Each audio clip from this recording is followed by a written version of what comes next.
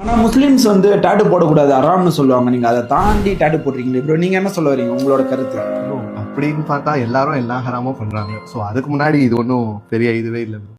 இவர் டாட்டூ குத்திக்கிறத நியாயப்படுத்துறதுக்காக என்னவெல்லாம் சொல்றாருன்னு பாருங்களேன். இத பத்தி இஸ்லாம் என்ன சொல்லுது அப்படிங்கிறத கடைசியில பார்ப்போம். அதுக்கு முன்னாடி இந்த ஸ்டாட்டிஸ்டிக்ஸ பாருங்க. பல பகுதிகள்ல டாட்டூ குத்துனவங்களுக்கு 10லிருந்து 40% வரைக்கும் ஹெப்பாடைட்டிஸ் சி வைரஸ் வருவதாக உலக சுகாதார மையம் சொல்லுது. டாட்டூ குத்தாதவங்கள காட்டிலும் டாட்டூ குத்தக்கூடியவங்களுக்கு இந்த வைரஸ் 3 மடங்கு அதிகமாக வருவதற்கு வாய்ப்பு இருக்கிறதாகவும் சமீபத்திய ஆய்வுகள் சொல்லுது. ஹெப்பாடைட்டிஸ் பி வைரஸ் வருவதற்கும் பல மடங்கு வாய்ப்புகள் இருப்பதாக ஆய்வுகள் சொல்லுது.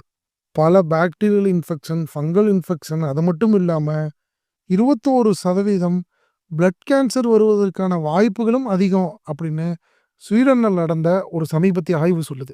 68% ஸ்கின் டிசீஸ் வருவதாகவும், அதில் 9% ரிவர்ஸ் பண்ண முடியாத ஸ்கின் டிசீஸ் வருவதாகவும் ஜெர்மனியில் ரிப்போர்ட் செய்யப்பட்டிருக்கு.